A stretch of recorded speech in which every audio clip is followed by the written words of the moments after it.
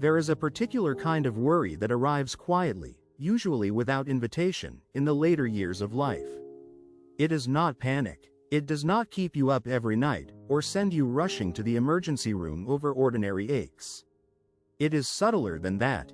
It is the feeling that somewhere behind your ordinary daily life, behind the coffee in the morning, the news, the grandchildren's photographs on the mantelpiece, there is a door you do not want to open. The door has no name on it. Most people do not describe it in detail, even to the people closest to them. They carry it like background noise, something they have learned to walk beside rather than confront. And yet, if you ask most people in their 60s or 70s to be completely honest, they will tell you that the thought of getting seriously ill is one of the things they think about most. Not death, exactly. Most people in this stage of life have made some accommodation with the idea of mortality. They have been to funerals. They have sat with aging parents. They have lived long enough to understand, in a way that younger people rarely do, that life does not continue indefinitely. That is not the same as welcoming death, or being at peace with it, but it is a different relationship than the one most young people have. Death is something they have had to learn to hold. What feels harder to hold is the process. Not the ending, but everything that might come before it. The illness that goes on for years. The treatments that are expensive, exhausting, and uncertain. The gradual narrowing of the world that comes with serious chronic disease. The appointments, the specialists, the paperwork, the waiting. The feeling of losing ground, in energy, in independence, in the simple freedom to move through the day without thinking about your own body. And beneath all of that, very often, a quieter and more personal fear. The fear of becoming a burden. Of depending on people who have their own lives, their own problems, their own fatigue. Of asking too much. Of watching the people you love reorganize their days around your needs, and feeling, even as they insist they do not mind, that something has been taken from them because of you. This is the fear we are going to talk about today.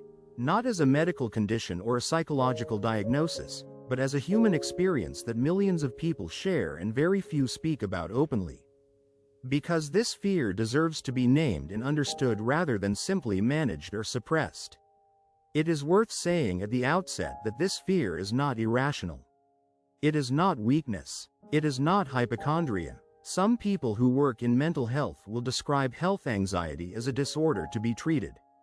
And there are certainly cases where anxiety about illness becomes so consuming that it needs professional attention. But what most people in their 60s and 70s carry is something different from that. It is a rational response to real things, to real changes in what healthcare has become, to real financial pressures, to real uncertainty about the future. To call it irrational would be to dismiss what people are actually seeing and experiencing. At the same time, this fear has a way of expanding. It can begin as a reasonable awareness and grow into something that quietly shapes decisions. People avoid checkups because they would rather not know. They skip procedures because of the cost, or because they do not want to be a bother, or because the system feels too complicated to navigate alone. They do not mention symptoms to their doctor because the appointment is short and they do not want to seem dramatic. And in avoiding these things, sometimes the fear becomes more powerful rather than less, because uncertainty has a way of filling whatever space you give it. So this video is not a medical program. It is not here to tell you what to eat or how often to exercise or which supplements to take. What it is here to do is sit quietly with a fear that most people carry in private, and try to understand it a little more honestly.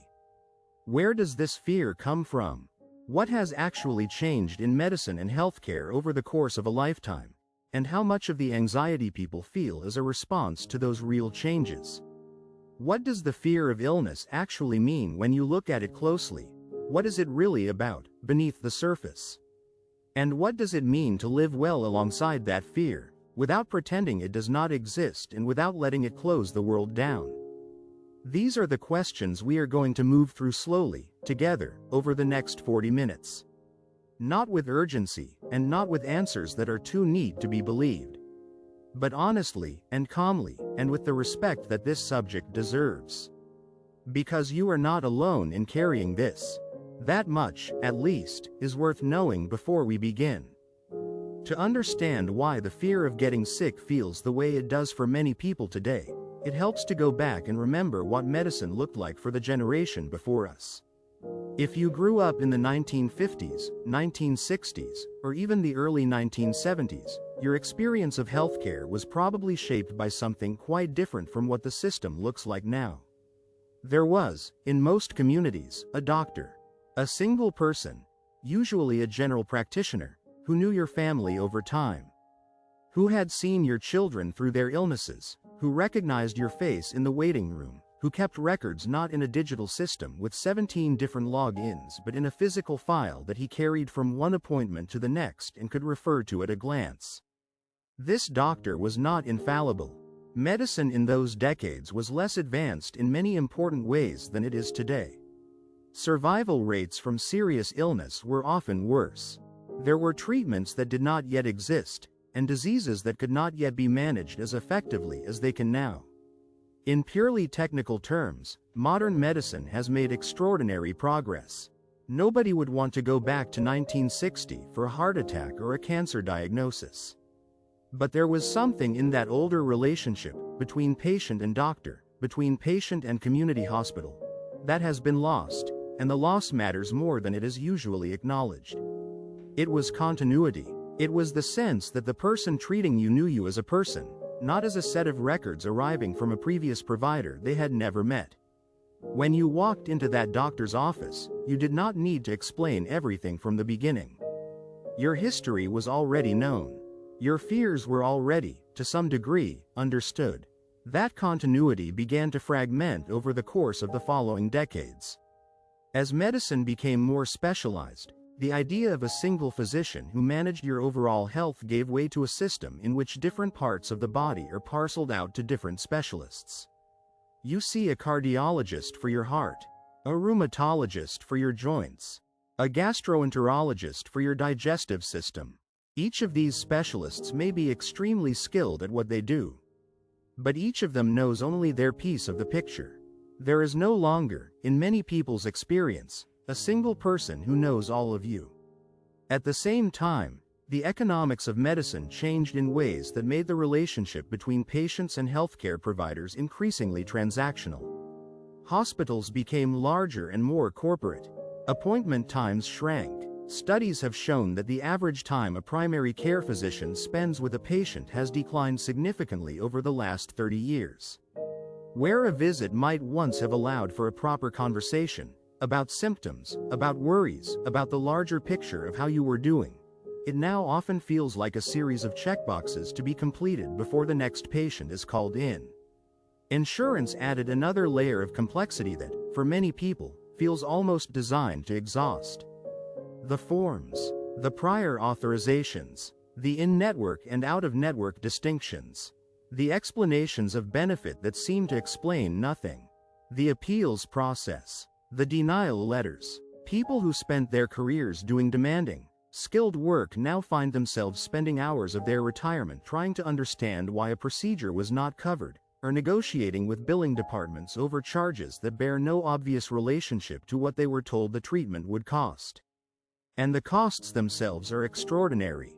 Healthcare expenses in later life represent one of the most significant financial risks that retirees face. Even people with insurance, even people who planned carefully, who saved diligently, who did everything they were supposed to do, can find themselves confronted with bills that would have been unimaginable a generation ago. Out-of-pocket costs for prescription drugs alone can run to thousands of dollars a year.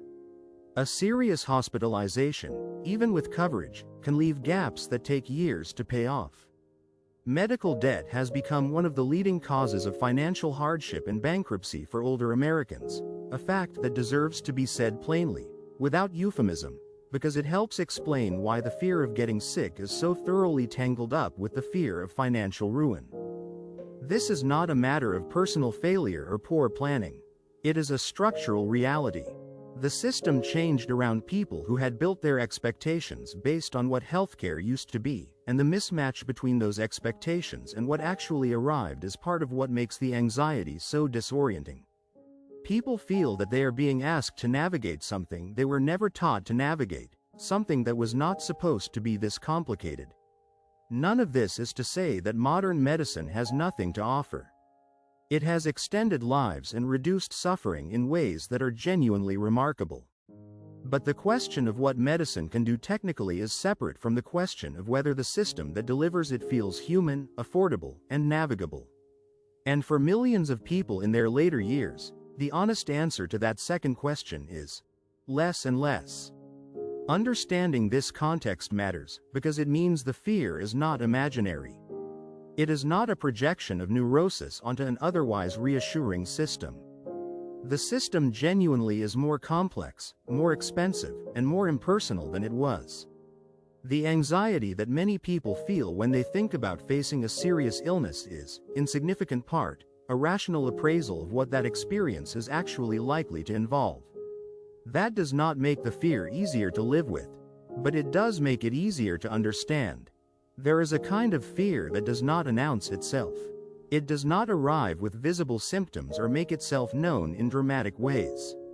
It settles instead into the quiet decisions of daily life, where it shapes choices so gradually that the people making those choices may not even notice it happening. Think of someone in their early 60s who has been avoiding a routine checkup for 2 years. They know they should go. They are not unaware, but each time the thought arrives, they find a reason to push it a little further back. They are busy. They feel fine. The appointment takes time and money that feels hard to justify right now. And somewhere beneath those practical explanations is something they do not say out loud, the feeling that as long as they do not go, they do not have to know. That as long as the test has not been done, the result cannot be bad. This is one of the more common and least discussed consequences of health anxiety in later life.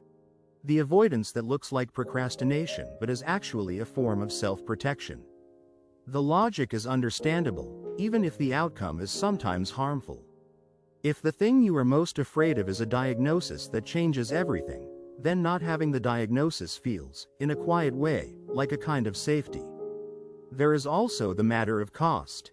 Whatever the public discourse about healthcare says, whatever official positions are taken about coverage and access, the lived experience of many people in their 60s and 70s is that the cost of care is a constant calculation. Not a dramatic one, not the stuff of newspaper headlines, but a daily arithmetic. The copay that felt manageable last year and feels heavier this year on a fixed income. The specialist whose fees are not fully covered. The medication that costs too much to take as prescribed. The dental work, which is not covered at all, and which has been put off for another year. These are not edge cases.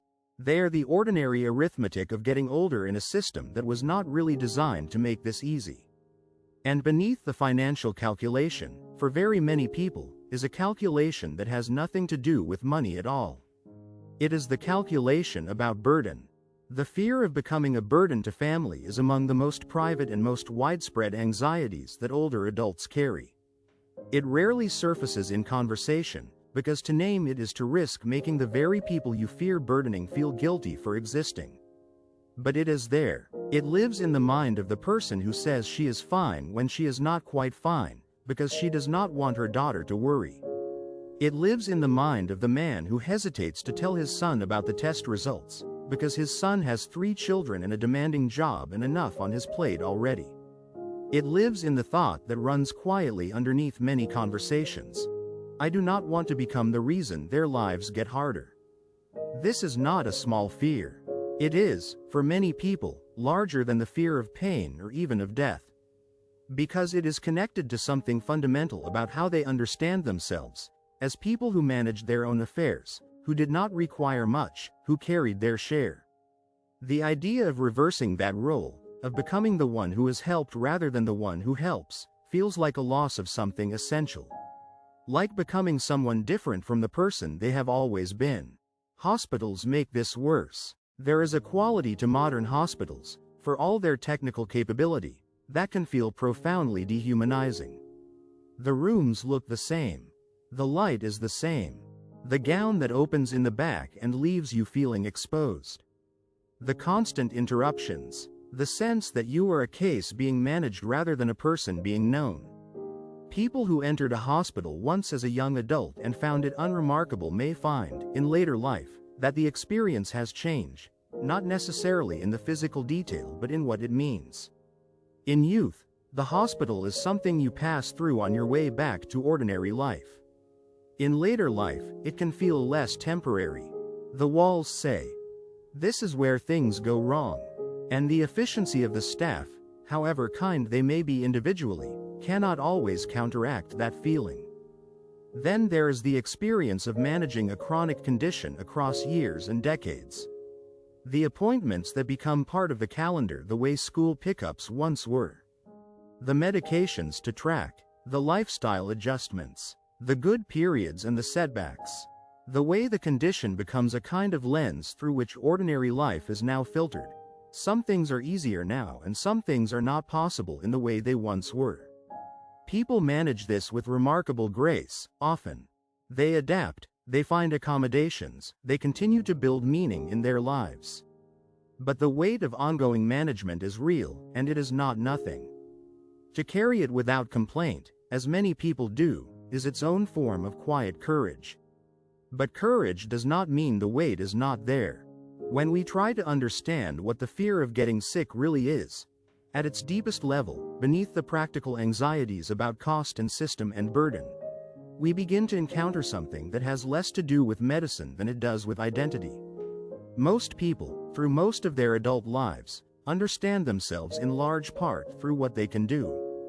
Through their capacity, their usefulness, the way they move through the world, walking, driving, cooking, working, lifting, carrying. Even people who have never thought of themselves as particularly physical carry within themselves a quiet sense of capability that forms part of their basic picture of who they are. I am someone who manages.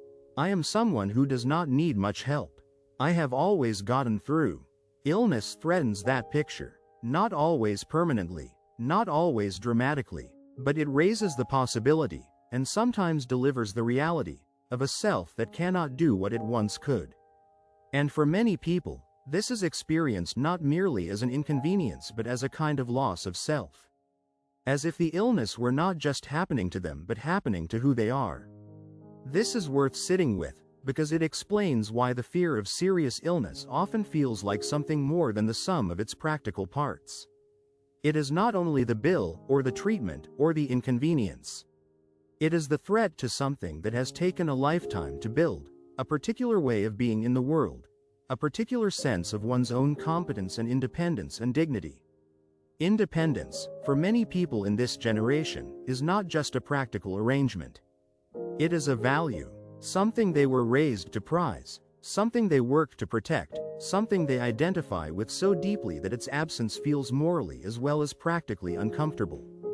To depend, genuinely, significantly, on another person for the ordinary needs of daily life, is experienced not only as inconvenient but as a kind of failure, even when there is nothing failed about it. Even when every reasonable voice in the room would say, "Of course you need help. Of course there is no shame in this." But reason and feeling do not always speak the same language. And for many people who have spent 60 or 70 years being the capable one, the parent, the worker, the provider, the manager, the idea of becoming the dependent one sits uneasily in a place too deep for logic to fully reach. And here, modern longevity adds a particular kind of complication. Previous generations, by and large, did not live long enough to encounter the long middle phase that many people now inhabit, years or decades of being alive but not fully well. Not dying, but not thriving. Managing. The paradox of modern medicine is that it has lengthened life significantly without always extending the period of full health. People who would have died at 70 of a heart attack now live to 85 with a managed heart condition. People who once would have been lost to cancer in their 60s now live into their 70s and beyond with cancers that are present but controlled. This is, in many ways, a gift. But it is a gift that comes with its own demands, the sustained management of a body that is neither as it was nor as terminal as it might once have been.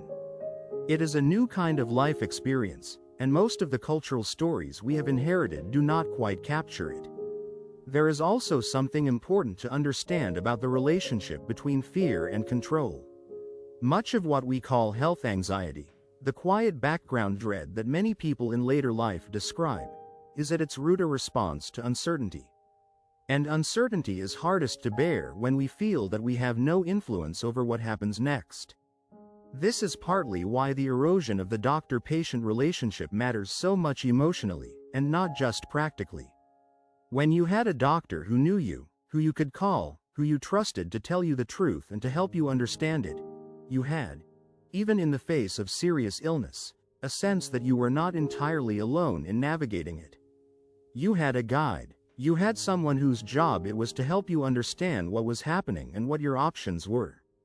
When that relationship is replaced by a system, by a series of efficient but impersonal interactions, by digital portals and referral codes and prior authorization forms, you lose not just convenience but something closer to agency. You lose the feeling that there is anyone in the system who is, first and foremost, looking out for you. And yet, and this is worth saying clearly, the self is not entirely located in the body. This is something that illness, at its most clarifying, can actually teach. People who have faced serious illness and come through it often describe, in retrospect, something unexpected, a sharpening of what mattered. A quieter, clearer relationship with the things that had made life feel worth living. Not the career achievement or the social standing or the performance of capability, but the particular quality of a friendship, the feel of morning light through a window, the sound of someone they loved in another room. The things that were always there but that could not quite be seen in the forward press of ordinary life. This does not mean illness is good. It does not mean suffering is redemptive in some tidy way. It does not mean that we should welcome decline or pretend that loss is a gift. But it does suggest that the self, the thing we are most afraid of losing when we imagine serious illness, is perhaps more durable and less dependent on physical capacity than the fear makes it seem. The person who can no longer drive may still be the person whose presence in a room makes everyone calmer. The person managing a chronic condition with difficulty may still be the person whose judgment is trusted, whose memory holds the family together, whose way of listening is something no one else can replicate. These are not consolations designed to minimize loss. They are genuine observations about where the self actually lives, not only in the capable body, but in something that persists alongside the body, and sometimes more clearly than it. There is a difference, too, between the dependency that diminishes a person and the dependency that is simply part of being human. We were all, at the beginning of our lives, completely dependent on others. That dependency was not shameful. It was the condition of being alive and new. What changes in later life is not the moral weight of needing help. That was never what gave life its dignity, but the direction of the current. And while the reversal of that current can feel disorienting, it does not change the fundamental fact that human beings need one another. That needing, and being needed, is not a failure but the ordinary texture of a life lived among other people. We began this conversation with a particular kind of quiet fear. Not panic, not drama, but the background awareness that something has changed, that the body is less certain than it used to be, that the healthcare system waiting on the other side of a diagnosis is complicated and expensive, and that the path ahead, while still open, has a different texture than it once did. We have spent time understanding where that fear comes from, in real structural changes to medicine, in genuine financial pressures, in the loss of continuity and personal care that made healthcare feel more human a generation ago. We have sat with what it costs people in daily life, the avoidance, the calculations, the private fear of becoming a burden. And we have tried to look beneath the surface, at what the fear is really about. The threat to identity, to independence, to the particular sense of self that has been built across a lifetime. None of this dissolves the fear. Nothing said in a 40-minute video will do that. What it can do, perhaps, is change the relationship to it slightly. Because fear that is understood, named, placed in context, recognized as a response to real things rather than a sign of weakness or irrationality, is easier to live alongside than fear that exists only as a shapeless dread. And living alongside it is, honestly, the realistic goal. Not the elimination of health anxiety but a clearer relationship with it. One in which the fear does not make all the decisions. In practical terms, this means a few things. It means having honest conversations with your doctor, if you have a good one, about what you are actually worried about. Not just the symptom but the fear behind the symptom.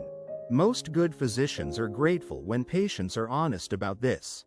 It changes the nature of the appointment. And if you do not yet have a doctor you feel you can speak honestly to, finding one, while difficult, and sometimes requiring persistence, is worth the effort. The relationship matters. The continuity matters. It means thinking about the decisions that are better made before a crisis than during one. Advance directives. Conversations with family about what you would and would not want if things became serious. These conversations are uncomfortable, and many people put them off until they are forced. But having them in a quiet, stable moment is a form of care, for yourself and for the people who would otherwise have to make those decisions without guidance. It is not giving up. It is the opposite of giving up. It is taking the situation seriously enough to think it through while there is still time to think clearly. And it means, perhaps most importantly, investing in what gives life meaning that is not purely physical. The friendships that require showing up but not performing. The creative work that does not depend on stamina. The quiet pleasures, the book, the garden, the grandchild's question that deserves a real answer, that belong to the part of you that is not measured in energy or output. These are not consolations for a diminished life. They are the things that matter most in any life, at any age. The difference is that in later life, there is less distraction from them. The body grows more uncertain with time. That is not a failure or a surprise. It is simply the honest shape of a long life. What matters, and what can be protected even as the body changes, is the quality of attention that you bring to the people and things around you. The willingness to remain curious. The dignity of continuing to think and feel and care, even when less is possible than before. Maybe the point is not to pretend that getting older is easy, or that the healthcare system is fair, or that the fear has no basis. It does. The fear is real, and so is what it is responding to. But the fear is not the whole story. It is only the door. What is on the other side of it? What actually happens when we face illness with honesty and preparation and the support of people we trust, is not always what the fear imagines. It is harder, in some ways, and quieter in others. And sometimes, in the quietness, there is more room for what mattered all along. That is not nothing. In fact, for many people who have faced the worst and found their way through it, it turns out to be quite a lot.